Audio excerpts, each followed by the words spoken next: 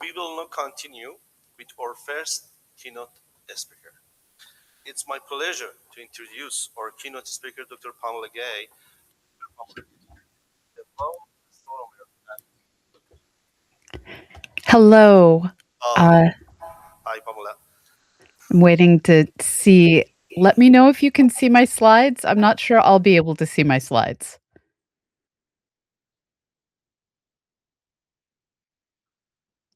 Can someone let me know if you're there we go. All right. Thank you so much.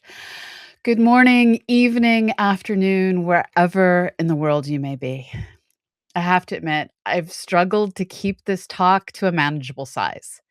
There is so much I want to say, especially to the students in this audience who are living through a critical inflection point in both science and society. You are entering your career at a time when AI, anti intellectualism, capitalism, and climate change are daily rewriting our expectations for the future. I thought I knew what I was going to say. I'd sent Samir an abstract and a title and started my slides. And then this article came out in Science. It's a fluffy piece on how modern AI are a low-cost alternative to you. And like so many uncritical articles that buy into AI's propaganda, it fails to recognize that science advances at the pace of technology and creativity. And software can only ever provide half the solution. More than ever, people matter. You matter. You, not some large language model or agentic process. You will help us explore other worlds and tell the story of our cosmos. Writing this talk made me reflect on how far technology has come, and it made me feel old.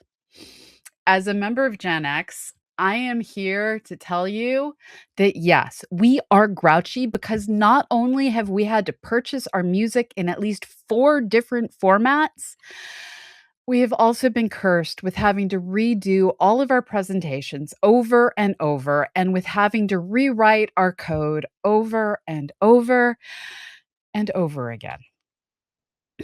All joking aside, those of us born after Apollo and before the space shuttle have had the privilege of being able to access computers for our entire career. And to start that career before social media even became a thing. At 52 years old, I'm as old as you can be and have lived a life without memories of a time before computers. What I remember instead was learning my numbers so I could find programs on a tape drive. The clack of keyboards and hum of fans have shaped every day of my life as an astronomer. My days have replicated Groundhog Day style, like that movie, across the decades as I sat at home in first a dorm room, then an apartment, now in a house. As I wrote software to process data in one way or another and created web pages and web programs to communicate science to anyone with an internet connection.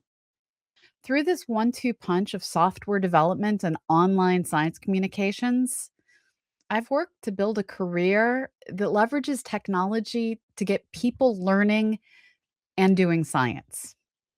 But as much as life has remained the same, everything has changed. It turns out history only repeats if you look down on a timeline and mistake our spiral of growth with a never ending circle. Consider what it means to have a big data set. The first original scientific software I wrote back in 1996 handled what I thought was big data. I was looking at dozens of stars spread across handfuls of globular clusters. The stars each had decades of data, and from multiple pages of data points, we could measure the evolution of RLR stars as a function of metallicity and mode. Today, my months of data entry, programming, and plotting would be a week of downloads and a day of playing with a correlation matrix. In 30 years, technology has made data processing easier. And this is a good thing because big data is no longer hundreds of objects, it's millions. And the degree to which this data changes how we approach things is almost impossible to fathom. In August of 1962, NASA launched Mariner 2 toward Venus. When it flew by in January 1963, when it flew past Venus more than 63 years ago, its cutting edge technology allowed it to store 600 bytes of data. That's 600 characters. I write that much in social media on an average day. Since its 2010 launch and commissioning, Solar Dynamic Orbiter has returned 320 gigabytes of data a day. That's a filled up laptop every day. And today, Rubin generates 10 terabytes of data a day every day and ships it out across the world so we can make follow up observations. This change in how much data spacecraft and ground based surveys are able to collect is reflected in how we do science. In the days of Mariner, the mission teams rapidly did all the science that could possibly be done with their data. Today, when we look at mission data, we can't do all the possible science. There simply aren't enough scientists and students available. Without these needed eyes, hands, and minds, we find ourselves writing software that will scoop out of this flood the most relevant pixels for specific known problems. Everything else just goes in the archives. So, what do we do? Do we ask the machine for help? I keep hearing people say, yes, the machine is the answer to all our problems. But how is the machine able to recognize the unknown? At the root of this declaration, the AI will do it, is a lack of understanding of both what the algorithms do and what we do, what we, the scientists and creatives who communicate science, are doing together. Machine learning algorithms are out there as our eyes and ears, using pattern matching to find the known in the noise. We've trained these algorithms with reCAPTCHA and Mechanical Turk and citizen science and so many other sources. And now AI listens for altercations in cities, for keywords in our conversations. It allows us to remove the backgrounds in our images as AI parses the people and dogs from the background image. AI can get things terribly wrong if their classifications decide the wrong feature mattered. It's wonderful how wrong things can go sometimes. And this is why people still have to validate everything. Famously, early algorithms decided if there was snow in an image, the dog like animal had to be a wolf. The software was and is often wrong. But the software is doing its best to listen for instructions and label our images. And it does make things easier. It does that first cut that lets us just check its work. Predictive and generative algorithms are statistics engines. They look at the context of a problem and then predict, given the fullness of their training data, what is the most likely word or response in a specific context.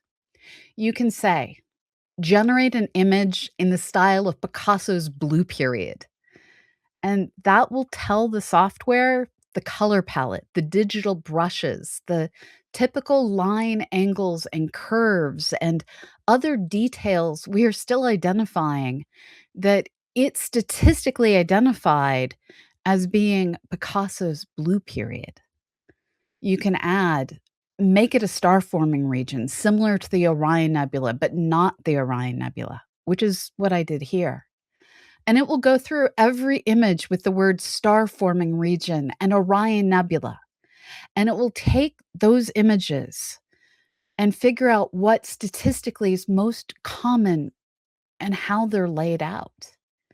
And it will, as long as it can keep track of all the details in your context, return something based on how it has mathematically combined what it knows of Picasso with what it understands of the universe, and give you something with a touch of random. This is statistics after all. And there will always be a certain amount of random number generation that goes into this is where to put a star and this is the angle for an outflow. And it's in recognizing that these machines were trained on copyrighted material and and are in essence regurgitating that copyrighted material like a plagiarist with a thesaurus, that we must recognize there is a lot of ethical problems inherent in any creative output from a generative algorithm. Less creative is software creation, often, not always. A lot of what we do when we write software is highly creative. But one of the most common uses of generative AI is software engineering. Our internet is filled with example code and blog posts. Online forums are full of samples. There are software repositories. I have software repositories with open source projects. At the end of the day, there are only so many ways to create a web form or draw a box on a screen. Where programmers earn their accolades is in knowing the most efficient way to combine standard code blocks and in knowing how to combine functions to create things that are completely new. In using AI to generate code, we are asking the machine to do whatever is most common on the internet to accomplish a known task. To be honest, this is what every beginning programmer does. And the AI works for straightforward tasks. But it breaks down rapidly when the code base grows too big and specialized. It also breaks down when we do things that are not done the way it's most common on the internet, because let's face it, what's most common on the internet is not always the best way to do things. And if you are doing something original, if you are doing something better than average, you and the AI are gonna argue a lot. Also out there, but not as much a part of the AI landscape, are neural networks that do things like identify the periods of orbiting planets, the genetic algorithms that find the shortest path between points, and other specialized algorithms that no one will ever mistake for intelligence, but we need to know about to advance science. The large language models we interact with today are a mix of different kinds of algorithms, as well as normal brute force software that does things like basic math. Early forms of ChatGPT, when confronted with math problems, actually had a major problem because they are statistics engines. And when you ask ChatGPT in the early days, what is 1 plus 1, it would respond 3, because there are so many birth announcements and relationship statements out there that say 1 plus 1 equals 3, that the predictive nature of things like ChatGPT, it was just giving you what was statistically probable. Today, the LLMs, I'm being asked to join a session. Uh, uh, okay. No thanks. I'm sorry that things are behind schedule. Okay, going fast. Today the LLMs have in their instruction set commands that tell them that if something looks like math, they need to use math routines instead of predictive models. A major part of today's advancement in LLMs comes from getting the algorithms to correctly recognize when they should use each of the different kinds of tools at their disposal, including old school math routines like many of us learned to use in our Python classes. Ultimately, however, these algorithms, large language models, can only be as good as the training data that goes into each of their parts, and training data has to come from humans. And when we're doing novel science, the training data may not be there. So, what do we do when we want to do science? We ask people for help. Until recently, we built our understanding of the universe on a strong foundation of undergraduate and graduate student engagement.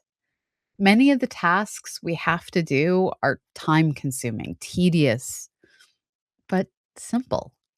Simple enough that even high school students are often sucked into research departments and given work to do. One of my first jobs was actually processing data from the observatory there in Armenia when I was working at the 6 meter in the Soviet Union. Students, like I was, like many of you were, like some of you are, we get research advisors, get encouraged into STEM classes, and engage in transforming data into understanding as we climb the academic ladder from just key punching peons processing data to someday being published researchers. Students are vital. You are vital, but numbers are limited. We need more people than we find in our classrooms.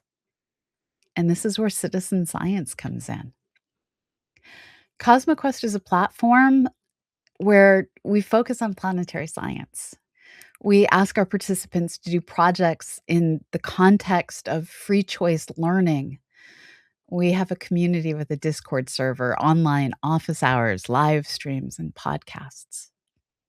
Our goals are twofold: to complete specific tasks for our team scientists, and as technology allows, to train machine learning algorithms from our data and accelerate how fast worlds can be mapped with the aid of machine learning.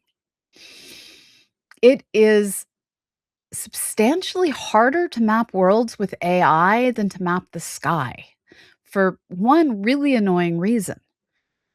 There is no light versus no light path to identifying what an algorithm is supposed to focus on when you're looking at a planet. Astronomy has been able to use software to find stars and small galaxies in images since the 1980s. We've used point spread functions to say star, not star, since the 1990s. We've been identifying galaxy type and other extended features using machine learning since the 2010s. Planetary surfaces. When CosmoQuest launched in 2011, folks were already starting to use machine learning algorithms to try and map craters. The results looked good as long as the landscapes we were trying to map were absolutely identical to the landscapes the training data came from. But worlds have different kinds of surfaces, and the machines failed. Sometimes our spacecraft weren't exactly straight overhead, or we were looking at a hill. So things looked distorted and the algorithms got lost. Lighting changes how hills and craters look.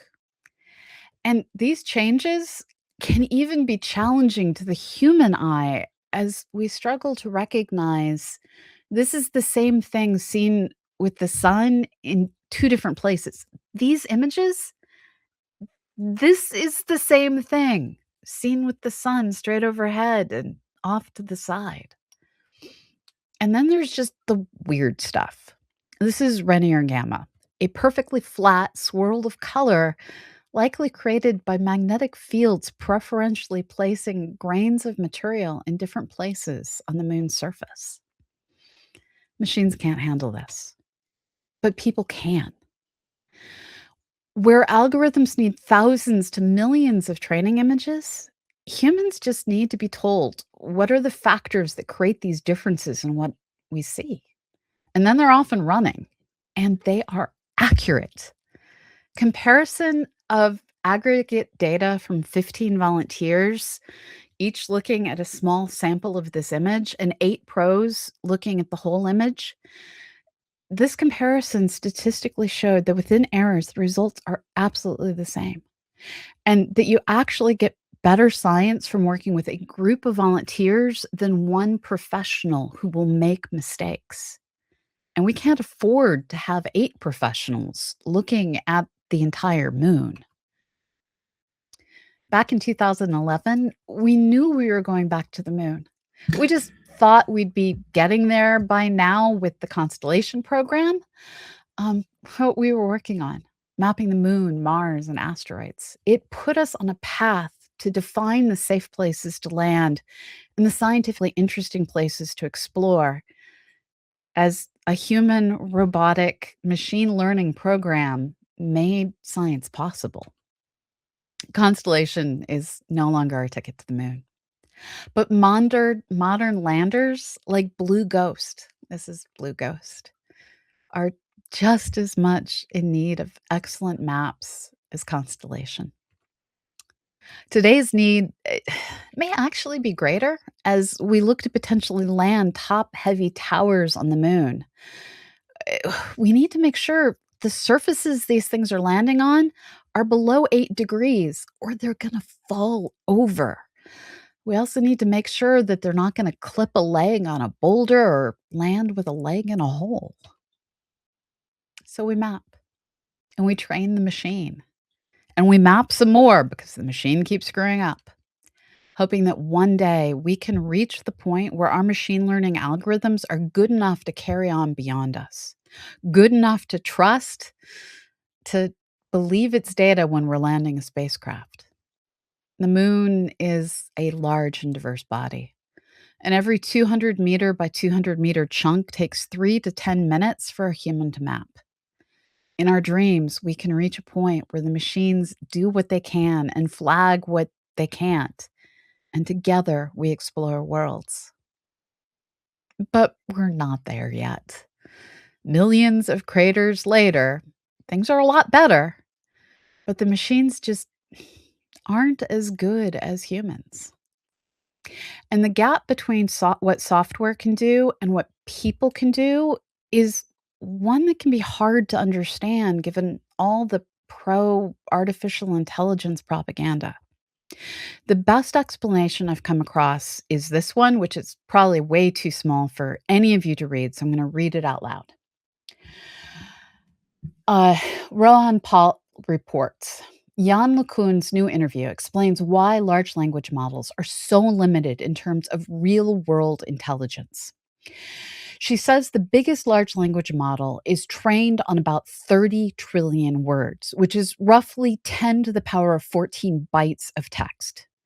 That sounds huge, but a 4-year-old who has been awake about 16,000 hours has also taken in about 10 to the 14 bytes through the eyes alone.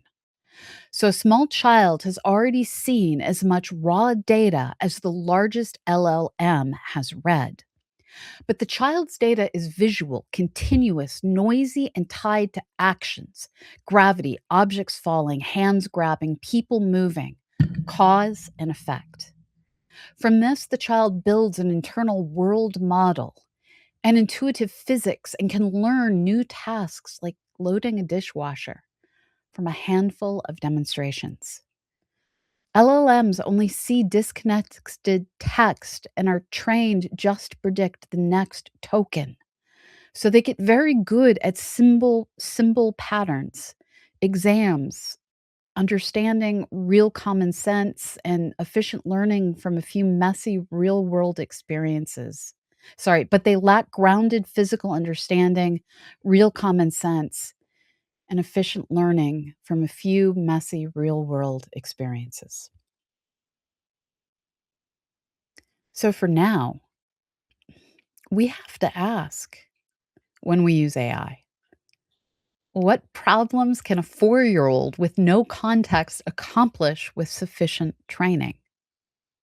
They're really good parrots, really good parrots. In planetary science, Sometimes the entirety of a world is also too little data to train a machine to understand that world. And humans and their work is our only path forward. This was the situation with a rubble pile asteroid named Bennu, an asteroid visited by the OSIRIS-REx mission. It was too small and too chaotic to map with an algorithm.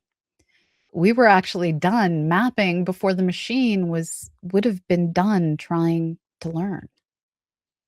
Back in 2015, a grad student at the University of Arizona, Hannah Thackeray, reached out to me and said, "So, I heard you like citizen science. How do you feel about rocks?" Hannah knew I'd developed CosmoQuest to allow everyday people to help NASA scientists identify geological features on other worlds. She knew because she'd been one of my volunteers. And now she was a NASA funded scientist with a world named Bennu. Hannah joined the OSIRIS-REx mission, and it needed to find a safe place to grab a sample to bring home to Earth. The timeline to go from OSIRIS-REx sending us images to needing all possible hazards marked was measured in weeks. To get everything done, they needed help. And I said CosmoQuest could help. From conversations to negotiations to launch took years. But then one day, I was in a university parking lot at 4 a.m. Launch was the next day, and my team was driving from St. Louis to Cape Canaveral in one long go. We would have left the day before, but one of my students' profs was like, "No, my class is more important than your mission." And that prof was not going to be swayed. So we left super early in the morning. We stopped at Waffle House to celebrate the dawn and took the second highway to the Cape and drove straight on toward evening. Nothing prepared me for the launch. This wasn't the first launch I'd seen, but it was the first I was part of. When the sound waves shake your body as your spacecraft fires off into the sky, a rush hits you. From the first moment of liftoff until confirmation that it made it to space, you feel every emotion. And I don't care how tiny my role in the mission was, and my role was tiny. In that moment, it was my mission. And I felt every emotion. As I watched, there was all the normal feelings of, I want to do the science and I want to see an asteroid up close. And this is such cool new technology. Please don't blow up. Please don't blow up because I really like this job. That last feel, no one talks about it. The fact that you lose your job if your mission blows up. And it's a really weird thing to have mixed in with everything else. But that day, it was blue skies, green status lights, and easy flying. And then it was time to work. Our part of the mission was to write software to make it possible to mark the locations of everything on Bennu. The only catch was we didn't have images of Bennu. So I improvised. It was like when you're putting together a presentation but don't have that one picture yet, so you just stick in something good enough, knowing the real image, the good one, will come later. Bennu wasn't the first near Earth asteroid sampled by a mission. That title went to Itakawa. And when Japan's Hayabusa mission went to Itakawa, they found a bit of everything. It has smooth plains of dust and rocky regions dominated by car sized boulders. It even has textbook craters so crisp they look like a simulation. Itakawa is a dream of a world. And my team used Itakawa images everywhere in our software where an image of Bennu would one day be found. In fact, we planned on Bennu looking like Itakawa.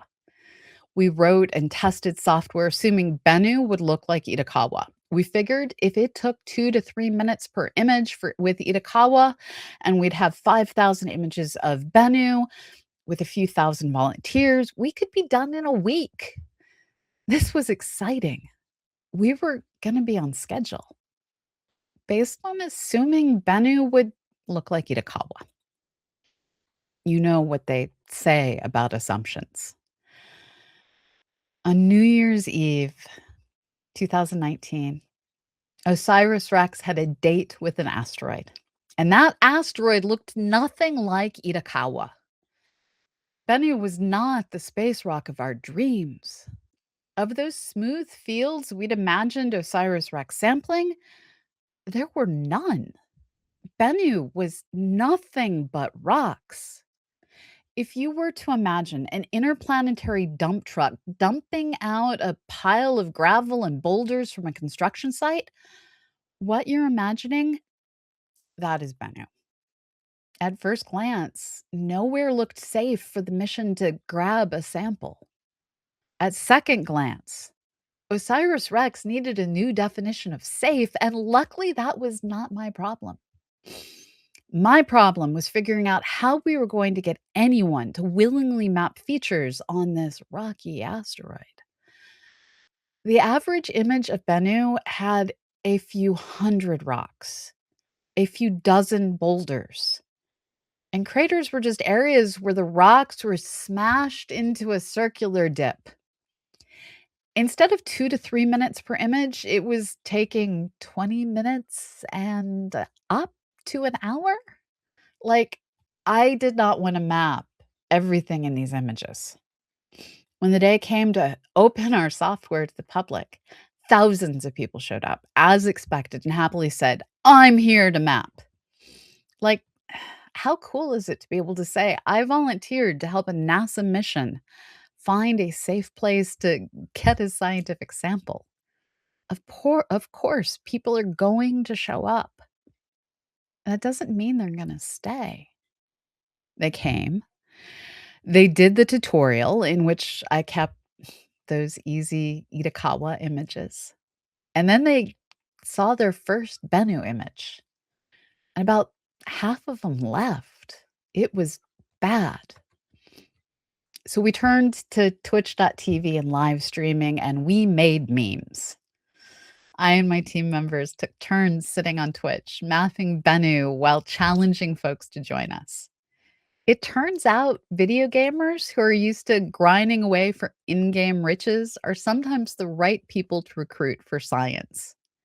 Mining for diamonds in Minecraft is a whole lot more tedious than mapping rocks. And Bennu doesn't have zombies or creepers waiting to wreck your day. It just has grateful scientists like me who may sometimes look like zombies. I didn't get a lot of sleep while this was all going on. Of the folks that stayed past the tutorial, most did maybe 10 images, maybe. It took more than a week to complete this project. Thank God for our hate mappers. There was a small and wonderful cadre of humans who spent their days hating Bennu, hating rocks, and driven by hate, they did the work because Bennu was not going to be allowed to win. For 92 days, we mapped and we found people who'd grind away with us, clicking rocks, measuring the length of boulders, circling craters. 7 of our volunteers did over 1,000 images each. We did science. We hated Bennu, and we found a community. In a way, we found a family. In those 92 days, 4,000 people made over 14 million annotations of rocks, boulders, and craters on the asteroid Bennu. The site selection team used this data and data from other teams to identify 4 potentially safe enough, nothing was safe enough landing sites. On December 12th, 2019, on my birthday, we learned OSIRIS-REx would be touching its sample arm into the rocks of Nightingale Crater, a feature that had been mapped by 64 of our humans. My job was done. I literally went to Disney World. I was supposed to go to a rocket launch, but that day, the status lights weren't green. For me, this was where the story ended. But for much of the science team, this is where things first got started. With the sample site selected, the plan was that OSIRIS REx would gracefully float down, grab a sample, and then bounce away. You'd think we'd learn about making assumptions. We did not learn. On October 20th, 2020, our spacecraft punched an asteroid. Our mission could have dived right in, but luckily its retro rocket zipped it back away. Massive sample in arm, container, and everywhere else. And the spacecraft was able to maneuver down to this site because of computer vision, AI, and human mapping, because it's a machine human collaboration. The future is human and machine. On September 24th, 2023, a sample capsule returned to Earth. All the dirt you see, over 70 grams, is extra. Those screws, that's a lid over the actual sample they meant to collect. There was 249 grams. Analysis has found high carbon content and water. The science was and is amazing. But while this was going on, the world was facing a struggle we hadn't imagined in December 2019 when we learned about that landing site while waiting in line for rides at Disney. In January 2020, on the 22nd of January, 2 nights after I had returned from an American Astronomical Society meeting in Hawaii, I lay in bed, jet lagged, like a lot of you probably are. I was doom scrolling Twitter. Those last couple of nights at the meeting, my collaborators, my friends, and we talked about how glad we were to be getting out of Hawaii ahead of whatever crazy new flu might be headed our way. How little had we really known what was coming. As the weeks passed and as the virus and lockdowns propagated around the world, people in our CosmoQuest astronomy community began to talk less about science and more about their fears. In that moment, in January 2020, in February, in March, I had a choice. I could do what I, the researcher, was supposed to do and try to drive my team to work on software so people could continue our never ending efforts to map other worlds. Or I could do what I did, what we as humans working with humans have to sometimes choose to do. I pulled the community together and I said, "Are you okay? How can we help?" Sometimes you have to do what is right for your people, even if it's wrong for your publications. And our people were not okay. Folks were struggling with isolation as they went into work from home and school from home situations. There were a lot of people living alone who suddenly found themselves with their only human connections being the connection they made on the internet. Through CosmoQuest, people weren't alone. Adulting was so hard. People were struggling to get up in the morning, to go to bed at night, to just find the energy to do the simple things like shower and put on something other than pajamas. And by people, I cannot hold myself separate.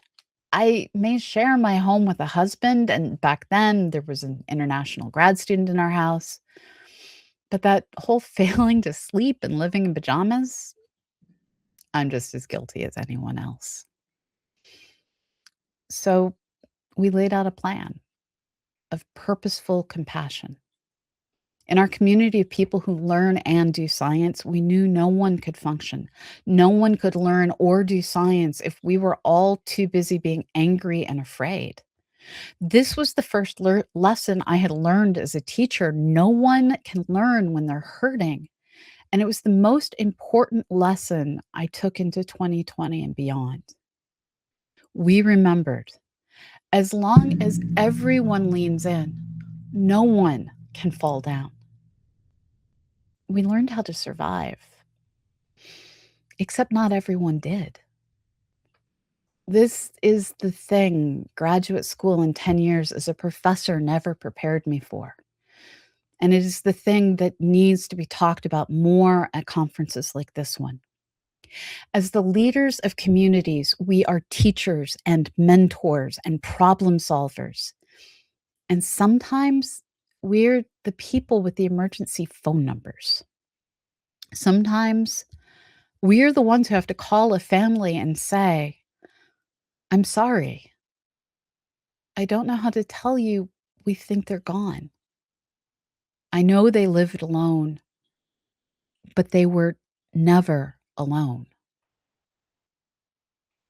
We lost 3 people, but we also saw 1 wedding and so many rebirths as people reinvented themselves, as we reinvented ourselves.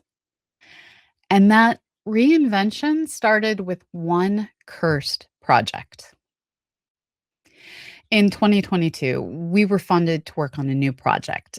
I had already decided, as I said, that it was time to completely rebuild our code base using modern tools and libraries. And development was cursed. 2 team members' dads died, and that was just the beginning. And that phrase, 2 people's dads died, should not be the beginning. But somehow being delayed was a grace.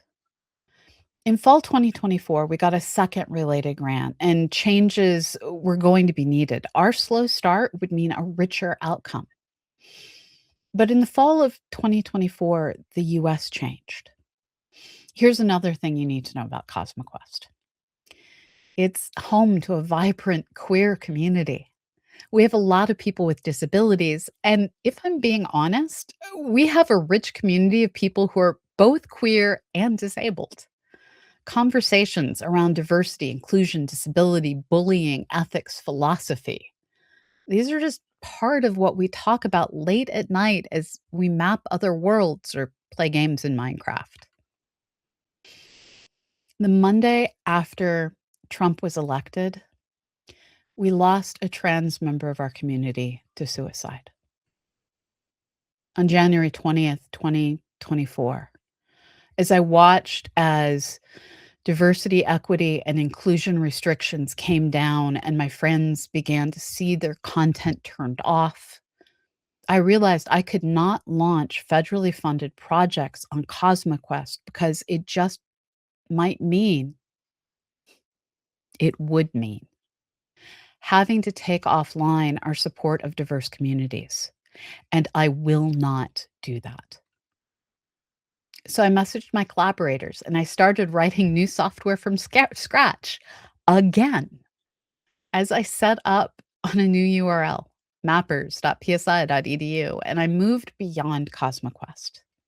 On January 20th, 2024, I decided it was time to take all the lessons learned at computer conferences and throw them and myself into creating something new. I had to explain to one program officer that we had no DEI initiatives, not even a minority student on staff, so they wouldn't cancel us. It was a terrible thing, but it was the right thing. Rebuilding from scratch isn't for the faint of heart, and I have to admit, I fell prey to propaganda about the ease of vibe coding. Luckily, I also quickly realized just how much vibe coding can suck. You see, I had never used any of the cutting edge tech stack I decided to jump into. And the first thing I did was call an old friend who's the best programmer I know and ask for help. In a single afternoon, he got me set up with ChatGPT and tried to teach me to verbally ask for what I wanted and to just trust the process. 2 hours in, nothing worked. I asked if we could just install an example and was told, no, we just need to perfect the prompt. 3 hours in, he had another telecon and I installed example code. After working for 3 more hours on my own, I had a basic app. It wasn't great, but it worked. And I realized I could ask Chat or Gemini how to do small things with great specificity. And it would work, it would give me good responses. But because I was trying to do something big and uncommon, I was trying to build a citizen science platform. The large language model just wasn't in a position to help me. I reached out to an expert coder because I knew the limits of the machine. I knew the limits of myself. If you want to do a perfectly average task, one that is done correctly in hundreds or thousands of examples and repositories of code online, the AI can just do it for you. But when you push it and when you push yourself beyond what you know, it is other humans and their words and training materials that can help you.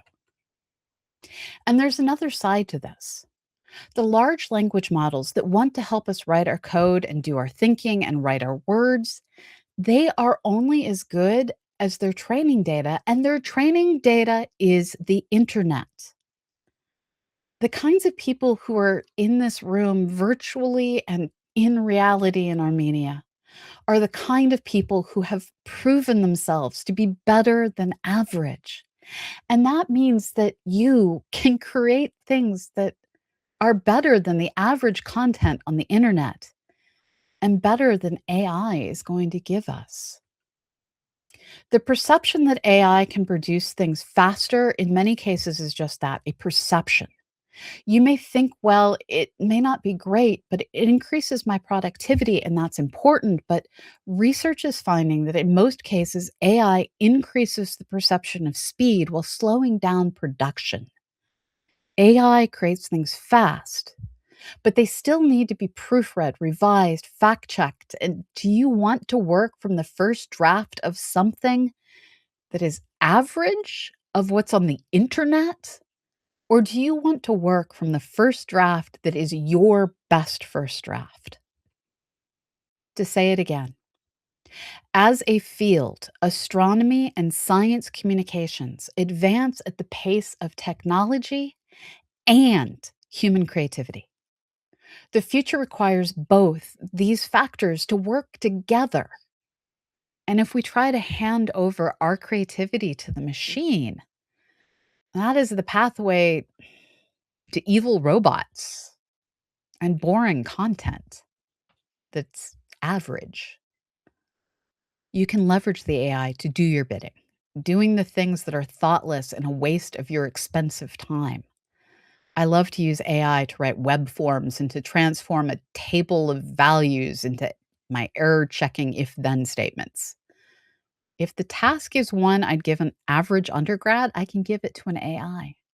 AI can remove our image backgrounds. It can remove the background noise in our audio. It can highlight possible shorts and long videos and help us with proofreading and translation. But it is not us. It can't imagine new analogies or create anything original.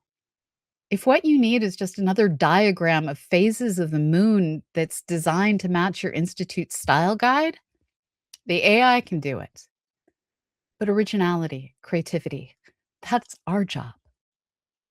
We can work with the machine. We can accelerate our work with the help of the machine. But in the end, we need to not give up our dreams to a machine that won't care about the quality of our results. With examples provided by Gemini and with assists from ChatGPT and Claude, I learned Vue and Okta. I wrote APIs in PHP and MySQL, and I launched a new citizen science platform that's still very much a work in progress. World Mappers is currently out in beta as our new platform for doing fully online science. We're never going to be a platform with millions of volunteers passing through our URLs. We are the place and always will be the place for thousands of people to hate map rocks. And that's the thing about the kind of citizen science I do. We're completing projects where there isn't training data, where the machine can't be trusted to do the work we need. Work needed to find the safe places to land and the scientifically interesting places to explore. We're not there yet. We may get there, but today, there's a need for humans to help us do our science. And there are volunteers who need a place to find community.